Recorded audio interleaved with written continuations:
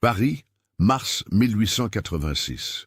La pluie battante fouettait les pavés grisâtres de Saint-Ouen avec une violence qui semblait vouloir laver les péchés accumulés dans ce quartier ouvrier des faubourgs nord de la capitale. Les hautes cheminées des usines crachaient leur fumée noire dans un ciel couleur d'étain, tandis que les égouts débordaient, déversant leurs immondices putrides dans les ruelles étroites où la boue et les détritus se mêlaient en un amalgame répugnant. Au numéro 17 de la rue des Rosiers, coincé entre un atelier de cordonnerie délabré et une blanchisserie dont les vapeurs âcres s'échappaient jour et nuit, se dressait la maison funéraire Berthelot & Fils. Une bâtisse de 3 étages, aux volets délavés, dont la façade lépreuse portait les cicatrices du temps et de la négligence. Une enseigne de fer forgé grinçait dans le vent, annonçant en lettres décolorées « Service funéraire, depuis 1821, discrétion et dignité assurée ». C'est dans ce sanctuaire lugubre que Gaspard Velmont, 26 ans, exerçait son métier d'agent funéraire depuis 4 années. Un métier qu'il avait embrassé non par vocation, mais par nécessité. Après avoir échoué dans ses ambitions de devenir ébéniste, ses mains, trop nerveuses, ne parvenaient jamais à polir le bois avec la délicatesse requise. Gaspard possédait une beauté froide et dérangeante. Ses traits fins, presque aristocratiques, contrastaient violemment avec la pâleur maladive de sa peau, une blancheur de cire qui n'avait jamais connu le soleil. Ses yeux d'un bleu délavé semblaient toujours regarder au-delà des vivants, comme s'il existait dans un monde parallèle où seuls les morts méritaient son attention. Sa silhouette élancée, vêtue perpétuellement d'un costume noir, râpé, qui sentait le formol et la terre humide, glissait dans les couloirs de la funérarie comme une ombre affamée. Les habitants de Saint-Ouen chuchotaient à son passage. Les femmes détournaient le regard, serrant leurs enfants contre elles. Les hommes marmonnaient des avertissements. Il y avait quelque chose de fondamentalement erroné chez Gaspard Velmont, quelque chose qui transpirait à travers sa peau blême et son sourire trop rare. Un vide, une absence d'humanité qui glaçait les âmes. Ce soir-là, le 15 mars 1886, Gaspard franchit le seuil de son appartement miteux au 2e étage d'un immeuble décrépit de la rue Gambetta.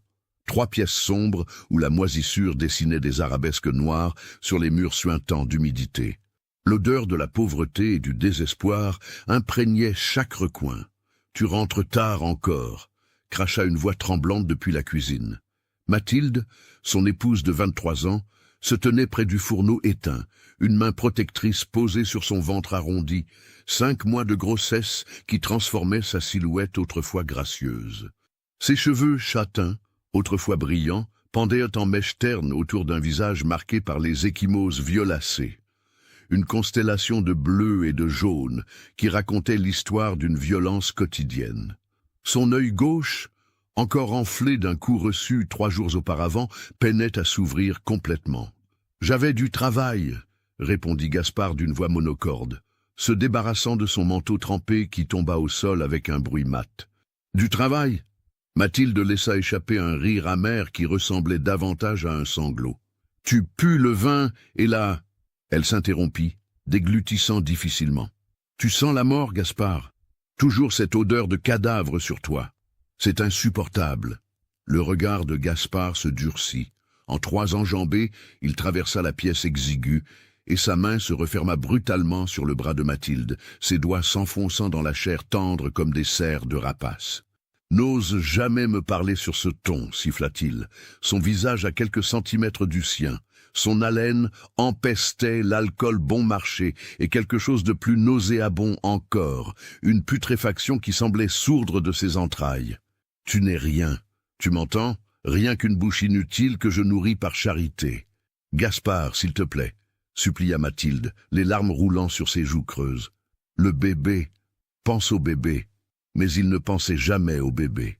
La grossesse de Mathilde, loin de l'attendrir, semblait avoir décuplé sa cruauté, comme si la vie qui grandissait en elle représentait une offense personnelle, un rappel insupportable de sa propre incapacité à ressentir quoi que ce soit de normal, de sain.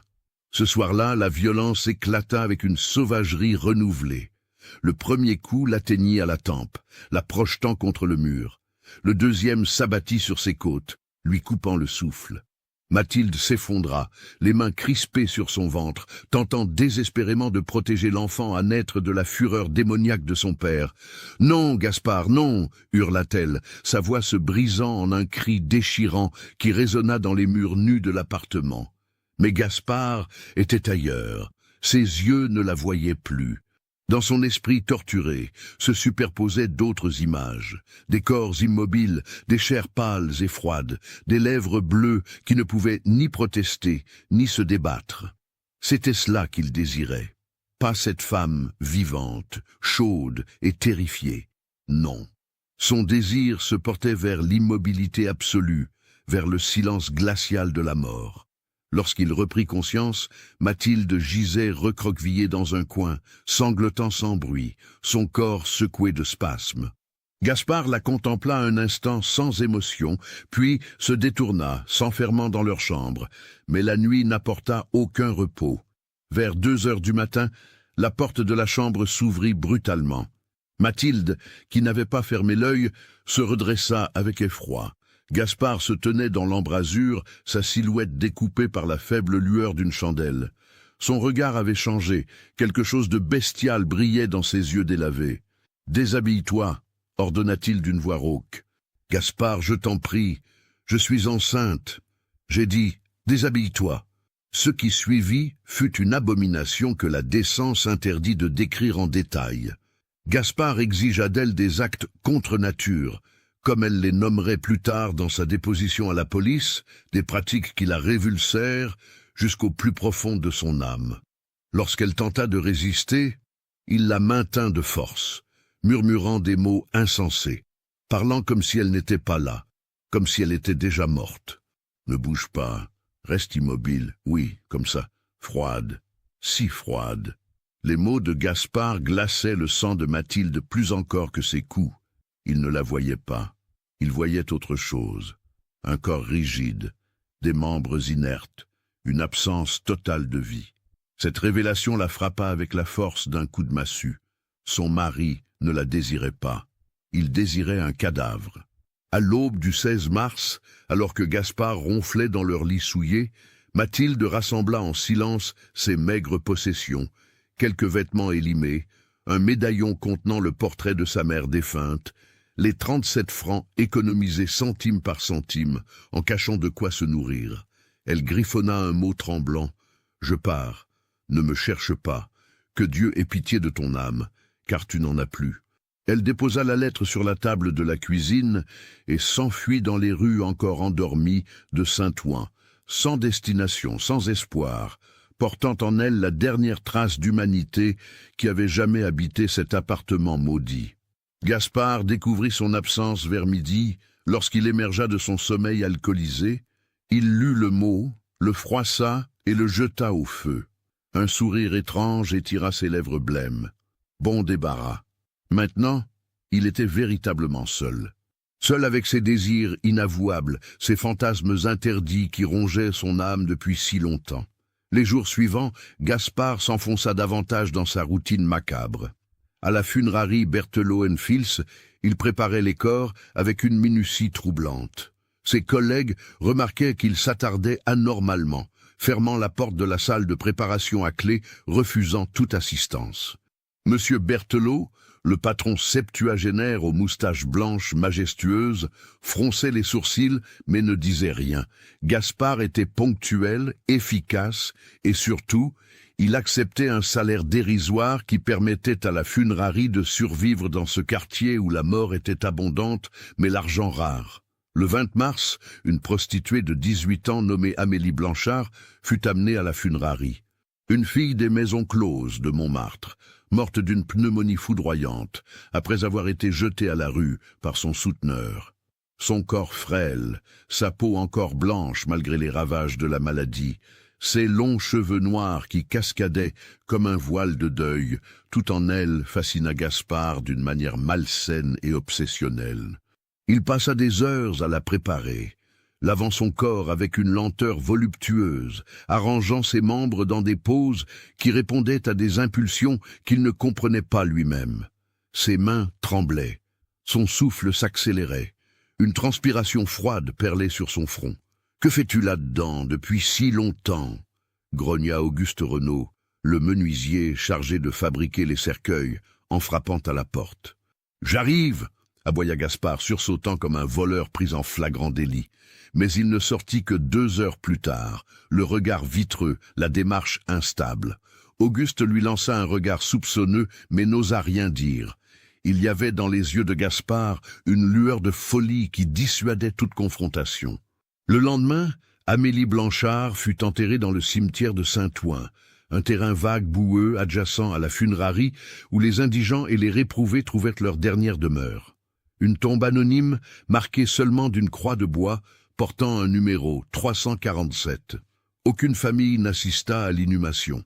Seul le prêtre marmonna une prière mécanique, avant de s'éclipser sous la pluie battante.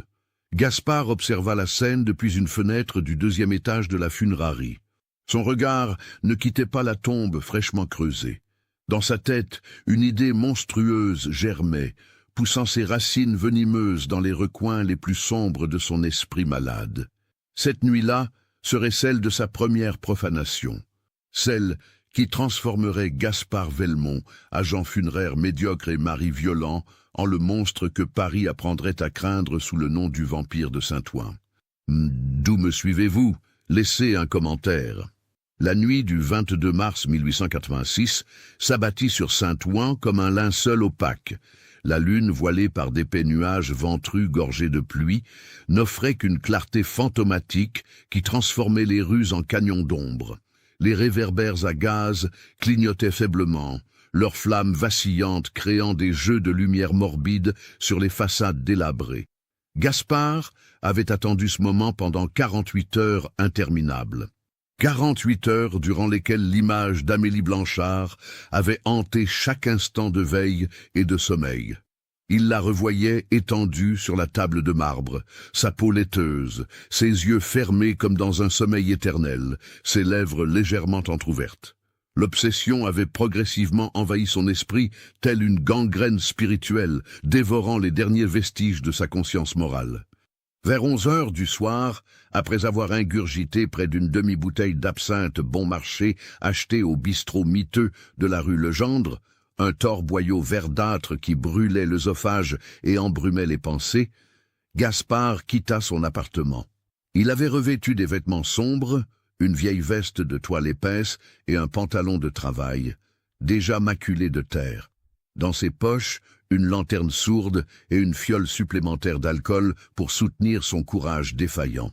Les rues désertes résonnaient du claquement de ses bottes sur les pavés humides. Un chien errant, au pelage crasseux et aux côtes saillantes, le suivit un moment en grognant sourdement avant de s'enfuir, comme s'il percevait l'aura maléfique qui émanait de cet homme titubant dans la nuit. Le cimetière de Saint-Ouen s'étendait sur près de 2 hectares, ceint d'un mur de pierre effritée d'environ 2 mètres de hauteur. Les portes principales, fermées à double tour après le coucher du soleil, n'inquiétaient nullement Gaspard. Il connaissait chaque brèche, chaque point faible de cette enceinte délabrée. Contournant le mur côté nord, là où les ronces et les orties avaient colonisé les pierres disjointes, il trouva sans peine la section effondrée qu'il avait repérée des mois auparavant, lors d'une inhumation tardive. Il se glissa à travers l'ouverture avec l'agilité d'un rat de cimetière. Des ronces déchirèrent sa veste, griffant sa peau. Il ne sentit rien. L'alcool et l'excitation morbide avaient engourdi ses terminaisons nerveuses. Le cimetière baignait dans un silence sépulcral, troublé seulement par le murmure du vent dans les branches dénudées des cyprès et le croassement lointain d'un corbeau. Les tombes s'alignaient en rangées désordonnées, certaines surmontées de monuments prétentieux rongés par le temps, d'autres, simples tertres de terre couronnés de croix branlantes. Les tombes des indigents, dans la section est où reposait Amélie, n'étaient que des monticules de glaise parsemés de mauvaises herbes. Gaspard alluma sa lanterne, masquant partiellement la flamme pour projeter un faisceau de lumière tremblotante. Ses mains tremblaient, son cœur battait la chamade, non de peur, mais d'une anticipation fébrile et maladive qui le rendait presque euphorique. Chaque pas l'enfonçait légèrement dans la boue grasse et nauséabonde qui recouvrait les allées. Tombe 347. Il la repéra sans difficulté. La terre encore fraîchement retournée formait un rectangle parfait. La croix de bois plantée de travers portait le numéro gravé à la hâte. Personne n'avait déposé de fleurs. Personne ne viendrait jamais se recueillir. « Tu m'attends, n'est-ce pas ?» murmura Gaspard, sa voix éraillée brisant le silence. « Tu savais que je viendrais ?» Il retourna à la remise attenante à la funérarie, un cabanon délabré où s'entassaient pêle-mêle les outils d'inhumation, pelle, pioche, cordes, planches pourries. S'emparant d'une pelle à la lame émoussée, il revint à la tombe 347. Le premier coup de pelle s'enfonça dans la terre meuble avec un bruit sourd, presque obscène. Puis un deuxième, un troisième. Gaspard creusait avec une frénésie maniaque, projetant des mottes de terre et de boue dans toutes les directions. La sueur ruisselait sur son visage blême, malgré la fraîcheur nocturne. Ses muscles brûlaient, ses paumes se couvraient d'ampoules qui éclataient, laissant suinter un liquide clair mêlé de sang. Après plus d'une heure d'efforts acharnés, 1 heure où il s'arrêta à plusieurs reprises pour boire au goulot de sa fiole d'absinthe, où il vomit une fois contre un cyprès avant de reprendre sa besogne démoniaque, la pelle heurta enfin le bois du cercueil avec un claquement mat. « Enfin !» halta-t-il, s'agenouillant dans la fosse boueuse. Le cercueil de pain brut, assemblé grossièrement par Auguste Renaud, n'était scellé que par quelques clous rouillés. Gaspard glissa la lame de la pelle sous le couvercle et fit levier. Le bois grinça, protesta, puis céda dans un craquement sinistre. Le couvercle se souleva, révélant son contenu. Amélie Blanchard gisait là, dans sa simple robe blanche de coton que la funérarie fournissait aux indigents. 4 jours s'étaient écoulés depuis son décès. Son visage commençait à montrer les premiers signes de décomposition. Une teinte grisâtre envahissait sa peau autrefois pâle. Ses lèvres avaient de prise une coloration bleuâtre inquiétante et une odeur douceâtre et écœurante, mélange de putréfaction naissante et de formol, s'échappait du cercueil. Pour tout homme normal, cette vision aurait provoqué un dégoût viscéral, une révulsion instinctive. Mais Gaspard n'était pas normal. Ses yeux s'illuminèrent d'une lueur démente. Un sourire étira ses lèvres craquelées. « Ma belle !» chuchota-t-il descendant dans la fosse pour s'agenouiller à côté du cercueil. « Ma si belle, endormie !» Ce qui se déroula ensuite dans cette fosse boueuse, à 2 mètres sous terre, dépasse l'entendement de la morale humaine. Gaspard, possédé par une pulsion nécrophile qui avait couvé en lui pendant des années sans jamais trouver d'exutoire, assouvit ses désirs les plus vils et les plus ignobles sur le corps sans défense d'Amélie Blanchard. La violation dura près d'1 heure, 1 heure pendant laquelle il sembla habiter un monde parallèle, un royaume de démence, où le sacré et le profane n'avaient plus aucun sens. Ses mains explorèrent chaque recoin du corps inerte. Sa bouche murmura des mots incohérents, des déclarations d'amour tordues adressées à un cadavre. Il arrangea les membres de la morte dans différentes positions, rejouant des scènes fantasmées depuis l'adolescence, accomplissant enfin ce que sa nature perverse réclamait depuis si longtemps.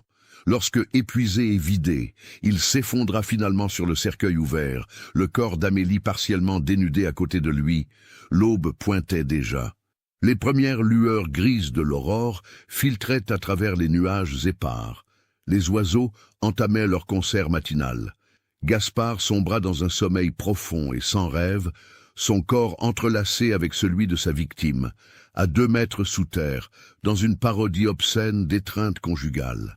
Ce fut le croassement strident d'une corneille perchée sur une stèle proche qui le réveilla en sursaut. Le soleil était haut dans le ciel. Quelle heure pouvait-il être?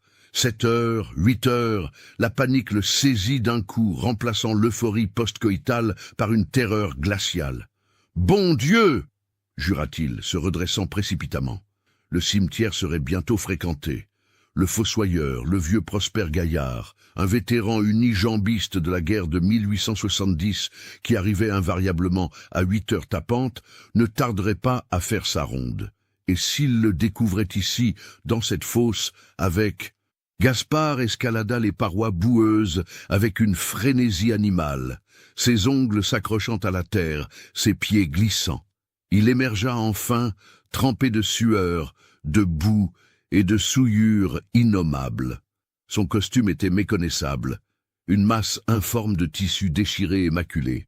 Ses mains tremblaient violemment, il n'eut pas le temps de refermer le cercueil. À peine eut-il le temps de balancer quelques pelletées de terre dans la fosse avant d'entendre des voix au loin, des voix d'hommes, suivies du grincement caractéristique de la grille principale qu'on ouvrait. Scandaleuse négligence, je vous dis, ces tombes anonymes sont une offense à la mémoire des défunts. C'était la voix nasillarde du curé de la paroisse Saint-Denis, l'abbé Fontaine, qui accompagnait visiblement Prosper pour inspecter le cimetière. Gaspard se figea, le cœur battant à tout rompre. S'enfuir par où? Par la brèche dans le mur nord? Non, trop loin, il ne l'atteindrait jamais sans être vu. Se cacher? Où? Derrière quelle tombe? Dans un éclair de lucidité désespérée, il se jeta derrière un monumental caveau familial de la famille Desjardins, s'aplatissant contre la pierre froide, retenant son souffle. Ses poumons brûlaient. Chaque inspiration lui semblait résonner comme un coup de tonnerre. Les voix se rapprochèrent. Les pas crissaient sur le gravier des allées principales. « Prosper, cette section là-bas, celle des indigents, elle est dans un état épouvantable. Regardez-moi ces herbes folles. Je fais ce que je peux, monsieur le curé, avec ma jambe en moins et... Attendez une minute. » Le pas claudiquant de Prosper changea de direction. Gaspard l'entendit se rapprocher. Trop près, beaucoup trop près. « Qu'est-ce que vous regardez ? » Cette tombe-là, monsieur le curé, la 347. Regardez, la terre a été remuée, fraîchement. Un silence pesant. Gaspard ferma les yeux, priant des dieux auxquels il ne croyait pas. Un animal, sans doute. Un chien errant qui cherche à... Seigneur. Prosper, le cercueil est ouvert. Quoi? Les deux hommes se précipitèrent. Leurs exclamations horrifiées retentirent dans l'air matinal. C'est une profanation. La jeune Blanchard, son corps, mon Dieu, son corps a été... faut prévenir la police, monsieur le curé, tout de suite.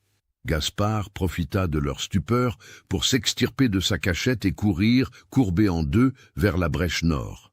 Il franchit le mur, dévalant de l'autre côté, et s'enfonça dans les ruelles de Saint-Ouen comme un fantôme traqué. Sa course folle ne s'arrêta qu'une fois arrivé à son appartement, où il se barricada, tremblant de tous ses membres. Cette nuit-là, la police patrouilla dans Saint-Ouen. Des rumeurs circulaient, un profanateur de sépulture sévissait, mais aucune piste solide, aucun témoin, seulement une tombe violée et un cadavre déshonoré. Si cette histoire macabre vous a donné des frissons, partagez-la avec un ami qui aime les contes d'horreur. 3 jours plus tard, le 26 mars, la chance sourit à Gaspard sous la forme la plus inattendue. Un vagabond dérangé nommé Pierre Lefebvre, connu dans tout Saint-Ouen pour ses divagations et ses crises de délire alcoolique, fut arrêté après avoir été surpris en train de hurler des obscénités devant le cimetière. Interrogé par la police, il avoua spontanément être l'auteur de la profanation de la tombe 347. « C'était moi », brailla-t-il, les yeux injectés de sang, la barbe hirsute collée par la crasse. « J'ai déterré la fille, elle me l'avait demandé. Elle m'appelait. » L'inspecteur Gustave Armand, un quadragénaire bedonnant au nez bourgeonnant rougi par des années de Bordeaux médiocre, se frotta les mains, satisfait. Une affaire résolue en moins d'1 semaine, cela ferait bien dans son rapport. Pierre Lefebvre fut incarcéré à la prison de la Santé dans l'attente de son procès. Mais son cas intéressa rapidement les aliénistes, les médecins spécialisés dans les maladies mentales qui proliféraient dans le Paris de cette fin de siècle. Le docteur Henri Legrand, éminent psychiatre, l'examina et diagnostiqua une folie alcoolique aiguë avec manifestation paranoïaque. En juin 1886, Pierre Lefebvre fut déclaré irresponsable de ses actes et transféré à l'asile de Charenton. L'affaire fut classée. Le véritable monstre, lui, respirait librement, se fondant dans l'ombre de Saint-Ouen. Pour Gaspard, ces 3 mois furent une agonie et une extase mêlées. L'agonie de vivre dans la terreur constante d'être démasqué, chaque coup frappé à sa porte lui faisant croire que la police venait l'arrêter. L'extase du souvenir de cette nuit du 22 mars qu'il ressassait inlassablement, avec une nostalgie maladive. Mais le souvenir ne suffisait plus. La graine du mal, une fois plantée et nourrie, réclamait une nouvelle récolte. Et le destin, cruel et ironique, allait lui offrir cette opportunité sous la forme d'une autre jeune danseuse morte prématurément. L'été 1886 s'abattit sur Paris avec une chaleur étouffante qui transformait les rues en fournaises. Les égouts dégageaient une puanteur insoutenable, les mouches pullulaient. Dans les quartiers pauvres comme Saint-Ouen, où l'eau courante restait un luxe inabordable pour la plupart des familles, les épidémies de choléra et de typhoïde fauchaient régulièrement les plus faibles. Mais pour Gaspard Velmont, cet été fut une période de métamorphose troublante. Extérieurement, il devint un modèle de respectabilité. Comme libéré d'un poids invisible, il cessa de boire à l'excès. Il arrivait à l'heure à la funérarie, accomplissait ses tâches avec un soin méticuleux. Il souriait même, un sourire glacial et artificiel, certes, mais un sourire tout de même. « Tu as changé, Gaspard », remarqua M. Berthelot un matin de juillet, alors qu'ils préparaient ensemble le corps d'un vieux cordonnier. « On dirait que tu as retrouvé goût à la vie. »« Disons que j'ai trouvé ma vocation », répondit Gaspard, et quelque chose dans son intonation fit frissonner le vieil homme sans qu'il sache pourquoi. Mais cette transformation apparente cachait une réalité bien plus sombre. Gaspard avait simplement appris à dissimuler. Sa nature profonde n'avait pas changé. Elle s'était au contraire affirmée, cristallisée autour de l'obsession qui le consumait désormais entièrement. Les corps morts, plus précisément les corps des jeunes femmes mortes. Il développa des rituels complexes. Chaque matin, avant de se rendre à la funérarie, il consultait méticuleusement les avis de décès publiés dans Le Petit Parisien et Le Figaro. Son regard s'attardait sur certaines nécrologies, celles des jeunes femmes décédées brutalement, de maladie ou d'accident. Il mémorisait leurs noms, leurs adresses, imaginait leurs visages, leurs corps. Lorsqu'un de ces corps arrivait à la funérarie Berthelot & Fils, Gaspard s'en occupait personnellement, refusant systématiquement toute aide. Il fermait la porte de la salle de préparation, tirait les rideaux. Ce qui se passait durant ces heures, personne ne le saurait jamais avec certitude.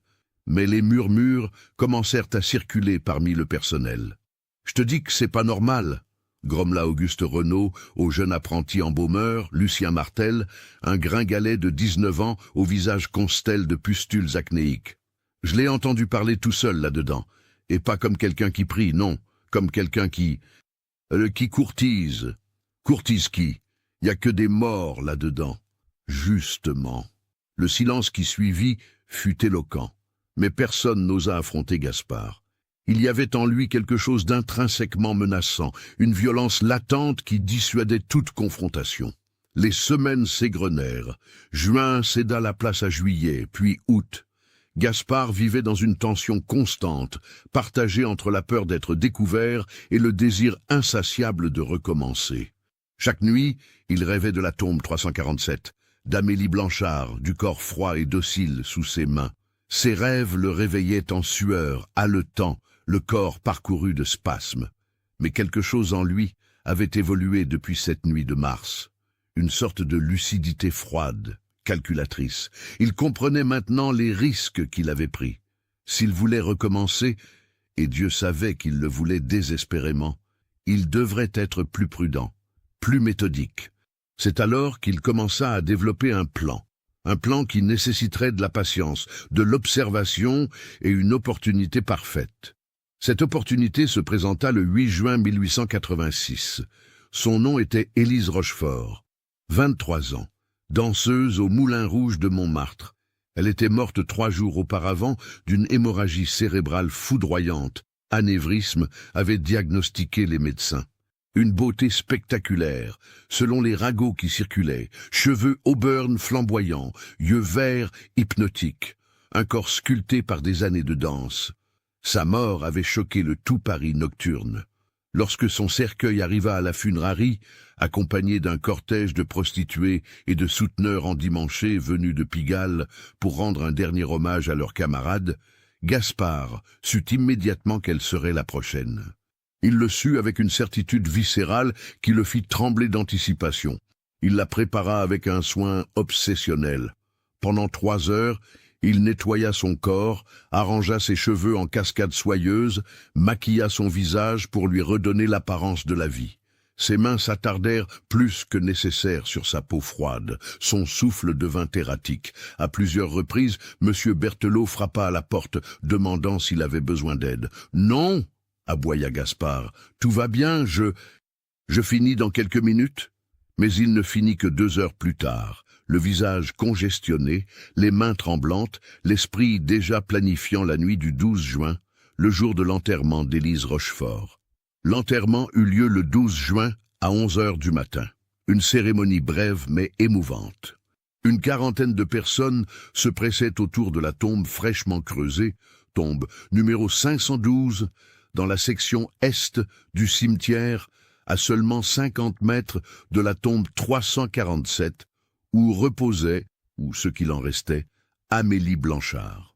Gaspard assista à l'enterrement, se tenant en retrait, observant. Il mémorisa chaque détail, la position exacte de la tombe, la composition du sol, plus sablonneux dans cette section, donc plus facile à creuser, la distance jusqu'à la remise aux outils, les points de vue depuis lesquels on pourrait apercevoir quelqu'un travaillant sur cette tombe. Mais surtout, il observa les pleureuses. Parmi elles, une femme attira particulièrement son attention. La cinquantaine, vêtue de noir, le visage ravagé par le chagrin. Elle sanglotait bruyamment, s'accrochant au bras d'un homme aux tempes grises. « Ma petite Élise, ma pauvre petite. »« Allons, Marguerite, » murmura l'homme. « Il faut être forte. » Gaspard tendit l'oreille. Marguerite Rochefort, la mère d'Élise. Et l'homme devait être le beau-père, ou peut-être un oncle. Ils habitaient probablement Montmartre, certainement pas Saint-Ouen. Cette nuit-là, Gaspard ne rentra pas chez lui. Il attendit dans la remise, tapi dans l'ombre parmi les pelles et les cercueils vides qui sentaient le pain brut et la térébenthine. Il avait apporté de quoi se sustenter, du pain rassis, du fromage qui commençait à tourner, une bouteille d'eau-de-vie. Mais ce qui l'occupait surtout, c'était un cahier élimé, aux pages jaunies. Un journal intime qu'il avait commencé à tenir après la profanation d'Amélie. Il y consignait ses pensées, ses fantasmes, décrivant en détail chaque minute de cette nuit de mars. Relire ces lignes l'excitait plus que n'importe quelle pornographie. C'était son propre trésor maudit, son grimoire personnel. Il y ajouta une nouvelle entrée, d'une écriture nerveuse et irrégulière. 12 juin 1886. Elle s'appelle Élise, cheveux de feu, peau de marbre. Cette nuit, elle sera mienne. Plus prudent cette fois. Pas d'erreur, la remise. Oui, l'amener dans la remise. Plus sûr. Personne ne viendra. Personne ne saura. Les heures s'écoulèrent avec une lenteur insupportable. Le soleil déclina, peignant le ciel en teintes pourpre et or, avant de sombrer derrière l'horizon. Le crépuscule s'installa, puis l'obscurité complète. 10 heures, 11 heures, minuit. Gaspard émergea de la remise comme un prédateur nocturne. La nuit était exceptionnellement claire. Une lune presque pleine inondait le cimetière d'une clarté argentée qui transformait les monuments funéraires en silhouettes spectrales. Mauvais pour la discrétion, mais Gaspard était au-delà de telles considérations. La fièvre qui l'habitait l'avait rendu téméraire, presque invincible.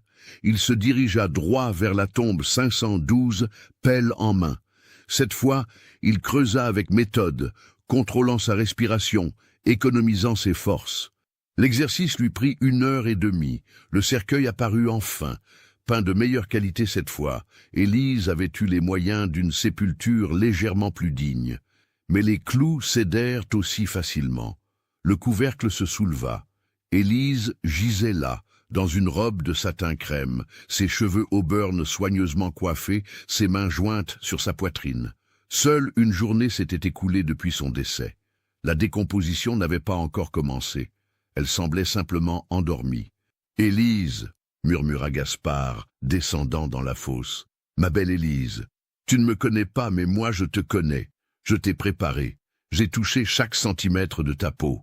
Et maintenant, nous allons être ensemble, vraiment ensemble. » Mais Gaspard avait tiré les leçons de sa première expérience. Pas question de commettre l'acte ici, dans la fosse, où il risquait à nouveau de s'endormir et d'être surpris à l'aube. Non, il allait l'emmener dans la remise. Avec une force décuplée par l'excitation et la démence, il souleva le corps d'Élise hors du cercueil. Pas si lourd, 50 kilos tout au plus. Il la hissa hors de la fosse, la déposa sur l'herbe humide, puis sortit à son tour. Après un moment d'hésitation, il la chargea sur son épaule comme un sac de grains et se dirigea vers la remise. Le trajet, 50 mètres tout au plus, lui parut durer une éternité. Chaque bruit le faisait sursauter.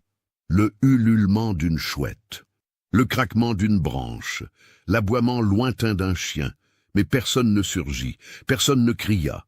Il atteignit la remise, ouvrit la porte branlante, entra et referma derrière lui.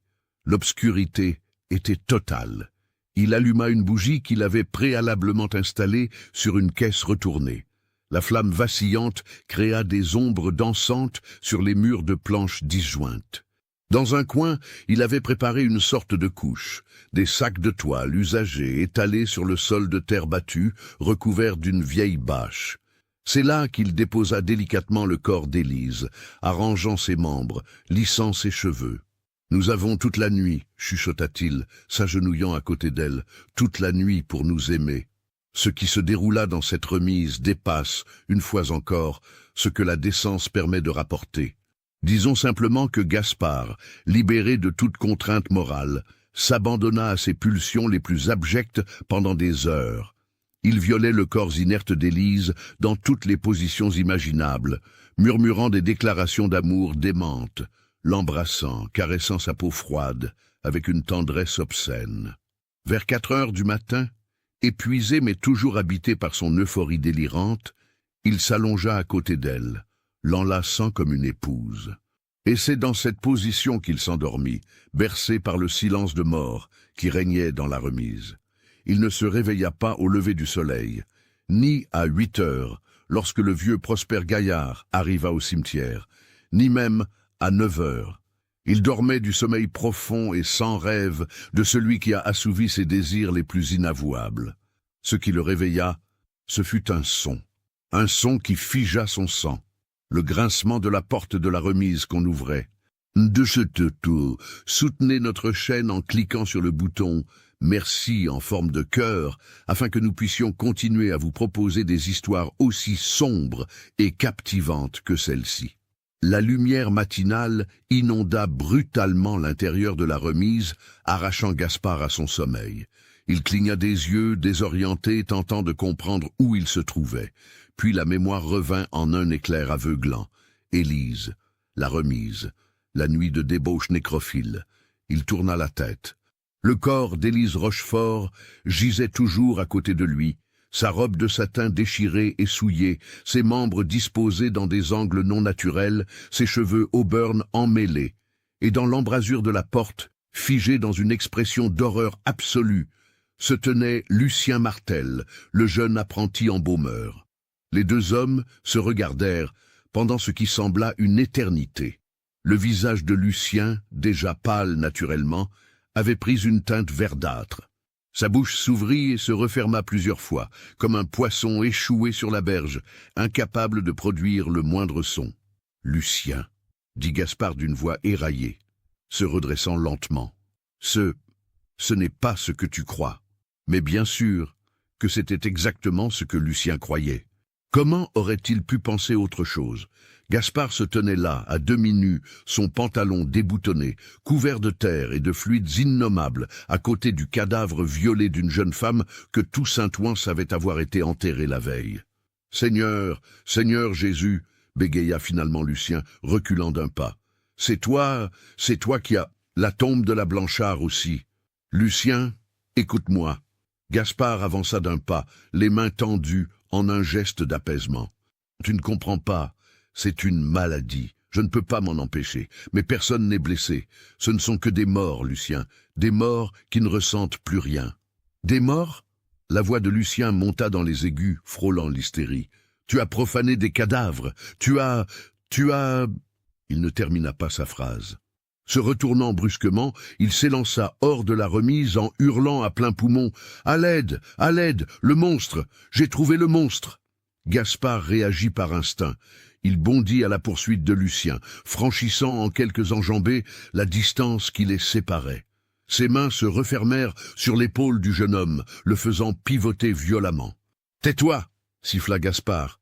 Et pour la première fois, Lucien vit quelque chose de véritablement terrifiant dans ses yeux, une vacuité absolue, un vide où aurait dû résider une âme humaine. « Lâche-moi » hurla Lucien, se débattant avec l'énergie du désespoir.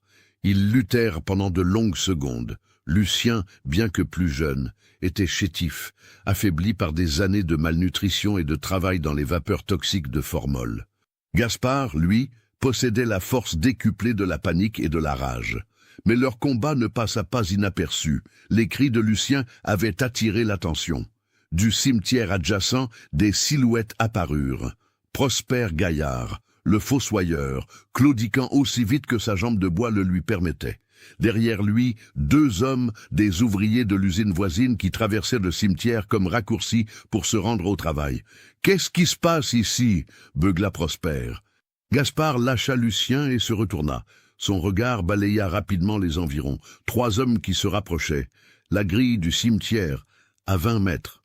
Au-delà, les rues de Saint-Ouen, et peut-être une chance de fuite. Il prit sa décision en une fraction de seconde.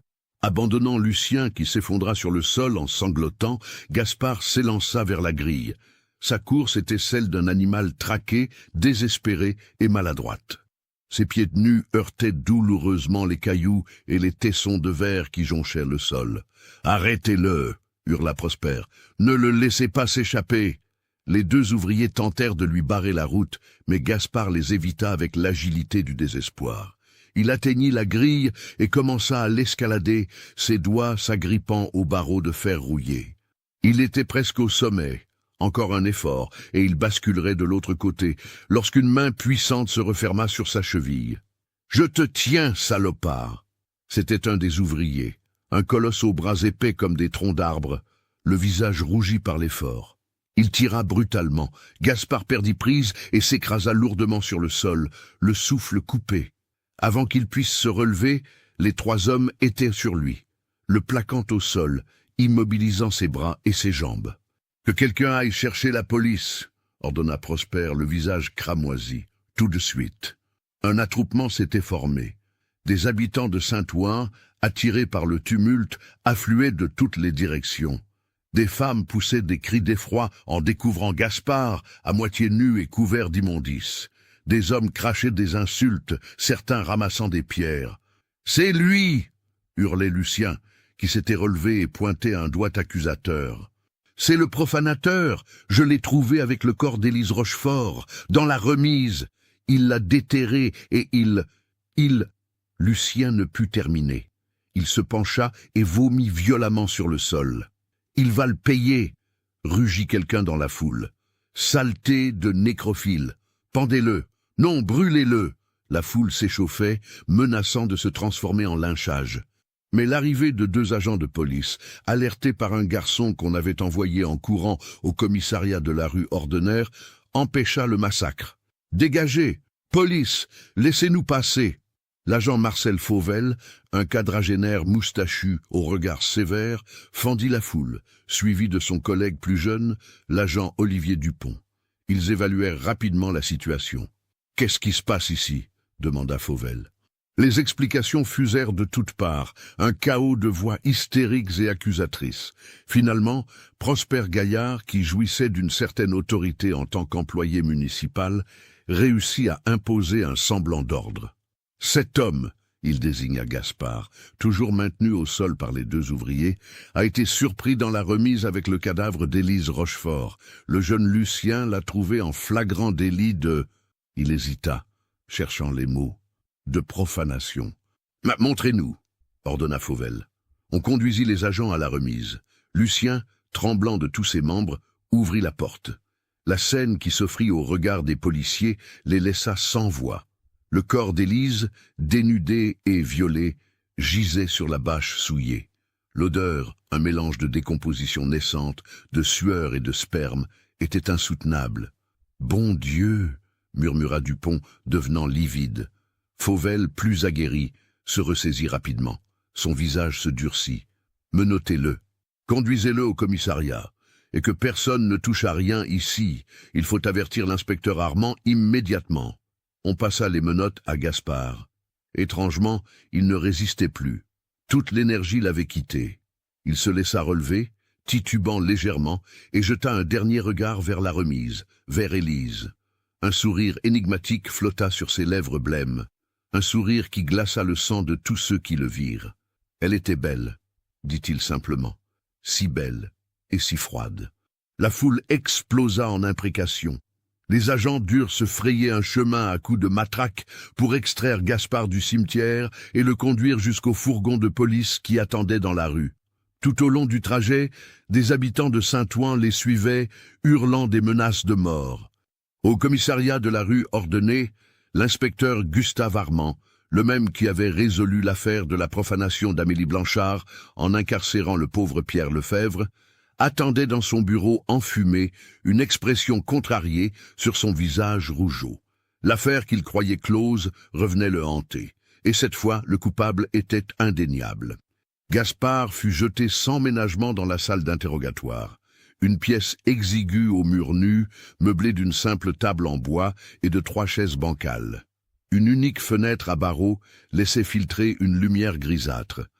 Armand entra, claquant la porte derrière lui. Il s'assit lourdement, croisant les mains sur la table, et fixa Gaspard pendant une longue minute sans dire un mot. « Alors » dit-il finalement, sa voix grave résonnant dans le silence. « Gaspard Velmont, 26 ans, agent funéraire, marié, enfin l'était, car ta femme t'a quitté il y a quelques mois, n'est-ce pas? Nous avons interrogé les voisins, ils nous ont raconté des choses intéressantes sur toi, les cris, les coups, les... particularités. » Gaspard ne répondit pas. Son regard fixait un point au-delà du mur, comme s'il voyait quelque chose d'invisible aux autres. « Regarde-moi quand je te parle !» aboya Armand, frappant du poing sur la table. Lentement, Gaspard tourna la tête. Ses yeux bleus délavés se posèrent sur l'inspecteur, toujours ce même vide, cette absence totale d'émotion. « Tu as profané 2 tombes, celle d'Amélie Blanchard en mars, celle d'Élise Rochefort cette nuit. Tu as violé leurs cadavres. Tu as commis les actes les plus ignobles, les plus contre nature qu'un homme puisse commettre. Qu'as-tu à dire pour ta défense ?» Le silence s'étira pendant ce qui sembla une éternité. Puis, lentement, un sourire se dessina sur le visage de Gaspard. Un sourire qui n'avait rien d'humain. « Tout le monde a ses goûts, » dit-il d'une voix monocorde. « Les miens sont les cadavres. » Armand se rejeta en arrière comme frappé physiquement. Il avait interrogé des centaines de criminels au cours de sa carrière, des voleurs, des meurtriers, des violeurs, mais jamais il n'avait rencontré quelqu'un comme Gaspard Velmont, quelqu'un qui avouait ses crimes les plus abjects avec une indifférence aussi totale, presque fière. « Tu es un monstre !» bégaya Armand. « Peut-être » répondit Gaspard en haussant les épaules, « mais je suis un monstre honnête. Je ne mens pas sur ma nature. » L'interrogatoire se poursuivit pendant des heures. Armand fit venir des scribes pour consigner chaque mot. Gaspard, avec une franchise déconcertante, raconta tout, la profanation d'Amélie Blanchard. Comment il avait dormi à côté de son cadavre, comment Pierre Lefebvre, le pauvre innocent, avait avoué à sa place. Et puis Élise. Comment il l'avait déterrée, transportée jusqu'à la remise, violée pendant des heures. « Et tu ne ressens aucun remords ?» demanda Armand, écœuré. « Remords ?» Gaspard sembla réfléchir à la question. « Non. Pourquoi aurais-je des remords ? Elles ne souffraient plus. Elles étaient mortes. Je ne leur ai fait aucun mal. Aucun mal. Tu as violé leurs cadavres. Tu as déshonoré leur mémoire. La mémoire, ricana Gaspard. Qu'est-ce que la mémoire pour un mort? Rien. Les morts ne se souviennent de rien, ne ressentent rien. Ce sont des objets, de beaux objets, certes, mais des objets. Armand se leva brusquement, incapable de supporter davantage. Il sortit de la salle d'interrogatoire, claquant la porte avec violence. Dans le couloir, il s'adossa au mur, tremblant. « Mon Dieu !» murmura-t-il. « Qu'est-ce que nous avons arrêté là ?» L'arrestation de Gaspard Velmont déclencha une tempête médiatique sans précédent dans le Paris de 1886. Les journaux s'emparèrent de l'affaire avec une voracité qui témoignait de l'appétit morbide du public pour les faits divers les plus sordides. Le surnom qui lui fut attribué, le vampire de Saint-Ouen, reflétait l'horreur fascinée qu'inspirait son cas. Le Petit Parisien titra en une « L'abomination de Saint-Ouen », un agent funéraire viole les mortes. Le Figaro opta pour « Le nécrophile de Paris », quand la mort devient objet de désir. Les quotidiens les plus sensationnalistes allèrent encore plus loin, publiant des illustrations lubriques et des récits hautement romancés de ces crimes. On le comparait aux vampires du folklore d'Europe de l'Est, ces créatures qui violaient les tombes et se repaissaient des morts. On spéculait sur d'éventuels meurtres, peut-être avait-il tué certaines de ses victimes pour ensuite abuser de leurs cadavres.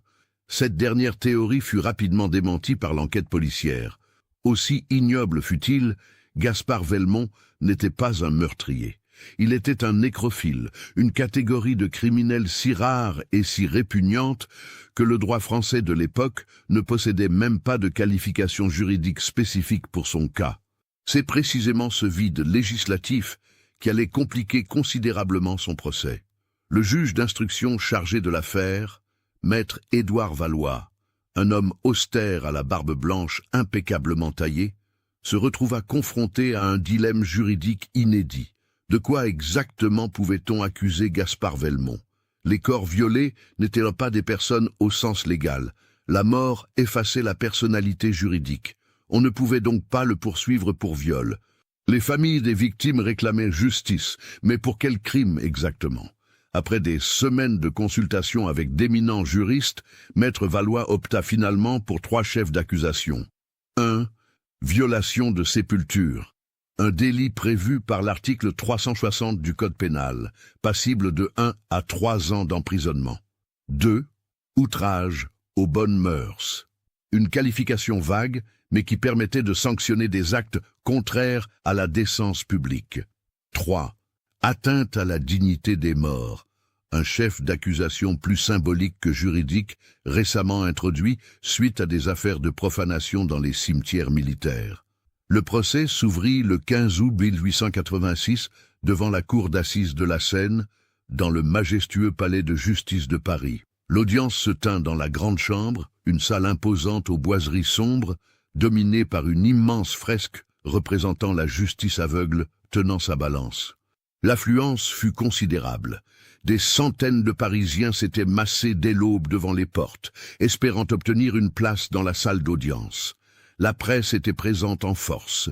Des dizaines de journalistes, crayons et carnets en main, prêts à consigner chaque détail croustillant. Lorsque Gaspard Velmont fit son entrée, encadré par 2 gendarmes, un murmure horrifié parcourut l'assistance. 4 mois d'incarcération à la prison de la Santé ne l'avaient guère arrangé. Sa maigreur était devenue squelettique, ses cheveux noirs tombaient en mèches grasses sur un front démesuré, sa peau avait pris une teinte grisâtre, presque cadavérique. Mais le plus troublant restait son regard. Ce vide absolu, cette absence d'humanité qui glaçait tous ceux qui croisaient ses yeux. Le président de la Cour, M. Antoine Mercier, un magistrat à la réputation de sévérité inflexible, ouvrit les débats d'une voix grave. « Levez-vous, accusé !» Gaspard se leva lentement, presque avec grâce. Ses mains menottées reposaient sagement devant lui. « Gaspard Velmont, vous êtes accusé d'avoir, dans la nuit du 22 mars 1886, exhumé le cadavre de la demoiselle Amélie Blanchard et d'avoir commis sur celui-ci des actes de nature sexuelle. Vous êtes également accusé d'avoir, dans la nuit du 12 juin 1886, commis les mêmes actes sur le cadavre de la demoiselle Élise Rochefort. Reconnaissez-vous les faits qui vous sont reprochés? Oui, répondit Gaspard d'une voix claire et posée. Un frémissement parcourut la salle. Les avocats s'agitèrent. Même le président Mercier sembla déstabilisé par cette franchise. Vous avouez, sans réserve? Bien sûr. Pourquoi mentirais-je? Parce que vous risquez plusieurs années de prison. Gaspard haussa les épaules avec indifférence. La prison ou la liberté, quelle importance? De toute façon, vous ne me laisserez jamais exercer mon métier. Et sans accès aux morts. Il laissa sa phrase en suspens, un sourire énigmatique aux lèvres. Le procureur de la République, maître Jules Fontaine, un homme bedonnant au visage rubicond, se leva alors brandissant ses notes. « Messieurs les jurés !» commença-t-il d'une voix tonitruante. « Nous sommes confrontés aujourd'hui à une affaire sans précédent dans les annales judiciaires de notre nation, non seulement par l'ignominie des actes commis, mais aussi par la froideur, l'absence totale de remords dont fait preuve l'accusé. » Il se tourna vers Gaspard, pointant un doigt accusateur. « Regardez-le, pas une once de honte, pas la moindre trace de repentir. Il avoue ses crimes comme on avoue une préférence pour le café plutôt que pour le thé. » Le procureur se lança alors dans un long réquisitoire fleuri, décrivant les crimes de Gaspard en détails sordides, suscitant des exclamations horrifiées dans l'assistance. Il insista particulièrement sur le sort de Pierre Lefebvre, ce pauvre innocent qui avait passé 3 mois en asile à cause des mensonges de Gaspard, ou plutôt de son silence complice. Et lorsqu'on lui demande s'il regrette, savez-vous ce qu'il répond? Le procureur se référa à ses notes. Je cite, « Tout le monde a ses goûts. Les miens sont les cadavres. Voilà, messieurs les jurés, voilà le monstre que vous avez devant vous. » La défense de Gaspard avait été confiée à maître Augustin Leroy, un jeune avocat commis d'office qui s'était retrouvé avec cette affaire empoisonnée, faute d'avoir pu la refuser. Sa stratégie était délicate. Il ne pouvait nier les faits, Gaspard les ayant admis. Il ne pouvait plaider les circonstances atténuantes. Il n'y en avait aucune. Sa seule option était de tenter de faire passer Gaspard pour un malade mental, un aliéné irresponsable de ses actes. « Messieurs les jurés, » plaida le roi d'une voix moins assurée que celle du procureur, « il est évident que mon client souffre d'une pathologie mentale grave. Aucun homme sain d'esprit ne pourrait commettre de tels actes. Nous avons affaire à un cas médical, pas criminel. » Il cita les travaux récents d'aliénistes français et allemands sur les perversions sexuelles, évoquant les théories du docteur Richard von Krafft-Ebing, qui venait de publier sa monumentale Psychopathia Sexualis, cataloguant les diverses déviations de l'instinct sexuel humain. La nécrophilie, expliqua Leroy, est une paraphilie reconnue par la science médicale moderne. Mon client est malade, il doit être soigné, pas emprisonné. Mais cette ligne de défense se heurta à un obstacle majeur, Gaspard lui-même. Lorsque le président Mercier lui demanda s'il se considérait comme fou, il répondit avec un calme désarmant. « Non, je suis parfaitement lucide. Je sais exactement ce que je fais et pourquoi je le fais. »« Alors pourquoi ?» demanda Mercier, se penchant en avant. « Pourquoi commettre de tels actes ?» Gaspard réfléchit un moment, comme s'il pesait soigneusement ses mots. « Parce que les morts sont parfaits, dit-il finalement. Ils ne protestent pas, ils ne jugent pas, ils ne rejettent pas. Ils sont simplement là, beaux et silencieux. Les vivants sont compliqués, exigeants, bruyants.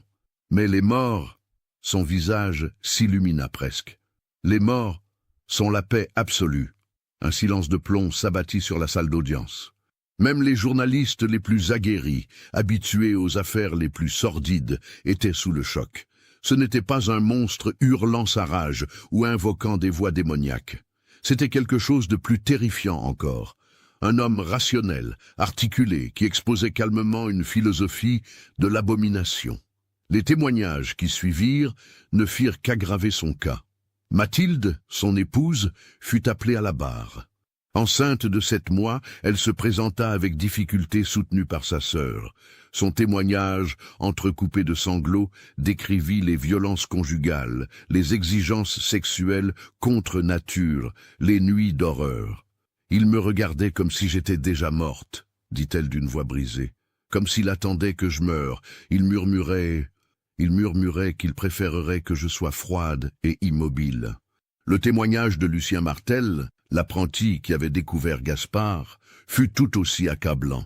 Il décrivit la scène de la remise avec des détails qui firent pâlir plusieurs jurés. Monsieur Berthelot, le patron de la funérarie, témoigna des comportements étranges de Gaspard. Ses longues heures passées seul avec les corps, son insistance pour s'occuper personnellement des jeunes femmes décédées. Mais le témoignage le plus poignant fut celui de Marguerite Rochefort, la mère d'Élise.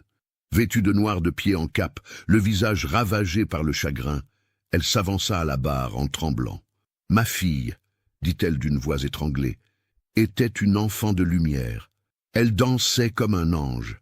Elle avait des rêves, des projets. Et ce monstre !» Elle se tourna vers Gaspard, les yeux brillants de larmes et de haine. « Il a souillé sa mémoire, il a profané son repos éternel. Comment pourrais-je jamais trouver la paix en sachant ce qu'il lui a fait ?» Elle s'effondra en sanglots. Le président Mercier ordonna une suspension d'audience. Le procès dura 3 jours. 3 jours durant lesquels les Parisiens se repaissaient des détails sordides, publiés chaque soir dans les journaux.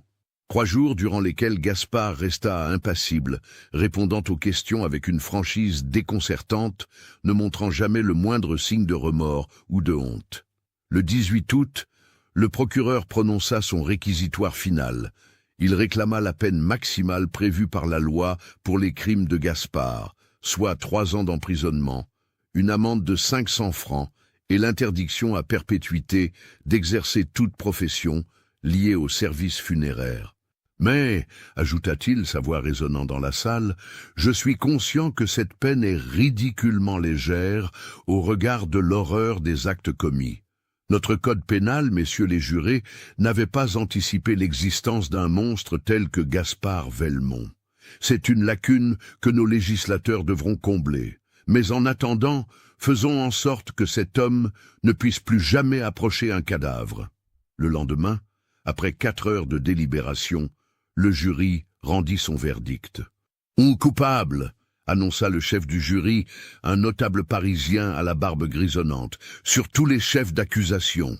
Le président Mercier se tourna vers Gaspard. « Levez-vous pour entendre votre sentence. » Gaspard se leva. Pour la première fois depuis le début du procès, une émotion sembla flotter sur son visage, de l'amusement, du mépris. C'était difficile à dire. « Gaspard Velmont, vous êtes condamné à 2 ans d'emprisonnement, 500 francs d'amende et l'interdiction à perpétuité d'exercer toute profession liée aux services funéraires ou de santé. De plus, vous demeurerez sous surveillance policière pendant 10 ans après votre libération. 2 ans. Seulement 2 ans pour 2 profanations, 2 viols de cadavres, 2 familles détruites. » L'assistance explosa en protestations indignées. « C'est une honte!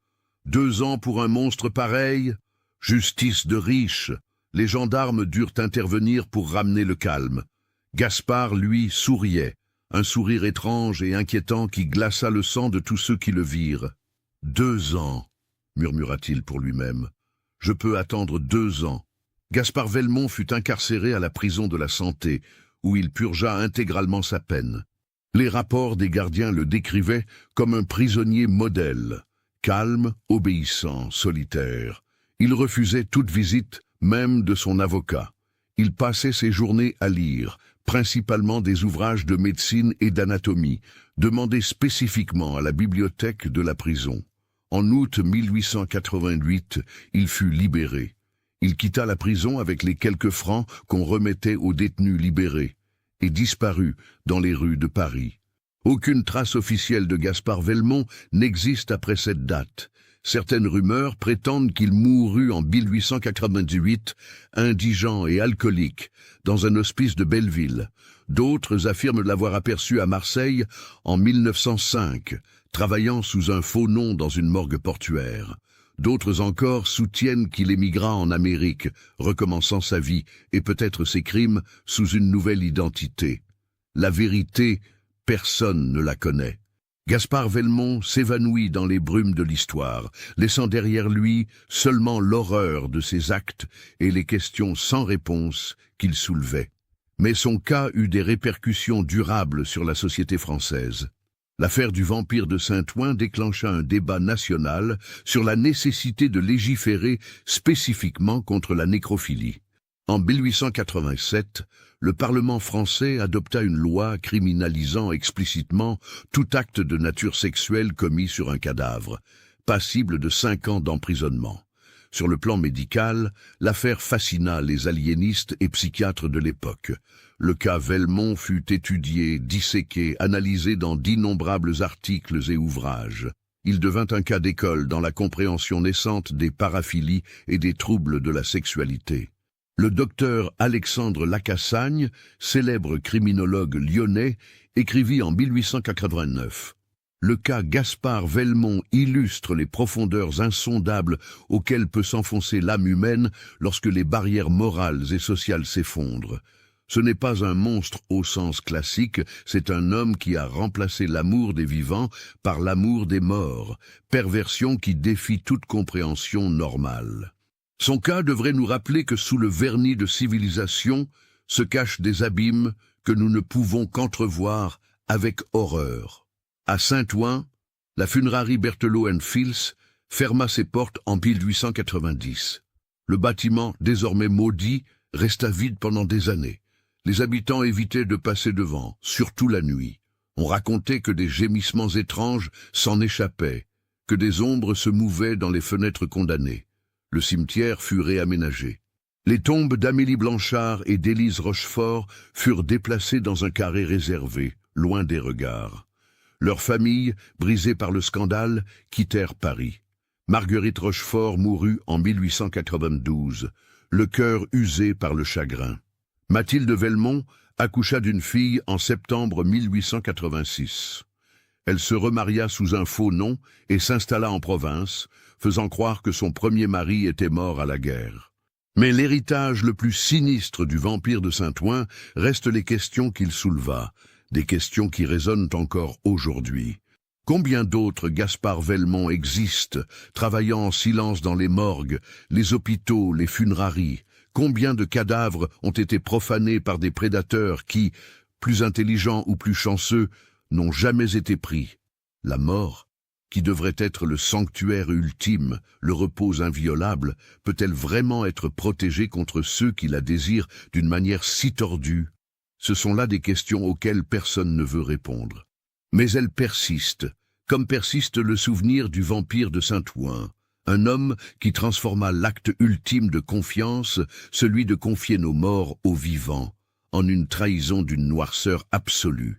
Dans les rues de Saint-Ouen, quand le brouillard monte de la Seine et enveloppe les vieilles pierres d'un linceul humide, les anciens racontent encore l'histoire aux jeunes, l'histoire de Gaspard Velmont, l'homme qui aimait les morts plus que les vivants, l'histoire d'un monstre qui marchait parmi nous, invisible jusqu'à ce qu'il soit trop tard, et parfois, dans les nuits sans lune, quand le vent fait grincer les grilles rouillées du cimetière, on jure entendre sa voix, un murmure glacial porté par les ténèbres. Tout le monde a ses goûts, les miens sont les cadavres. Mais qu'avez-vous pensé de l'histoire? Laissez votre commentaire ci-dessous et partagez vos réflexions sur ce cas terrifiant. Envie d'autres histoires d'horreur, mêlant histoire et mystère. Abonnez-vous, activez la cloche de notification et partagez avec ceux qui aiment le côté obscur de l'humanité. À bientôt pour le prochain cauchemar.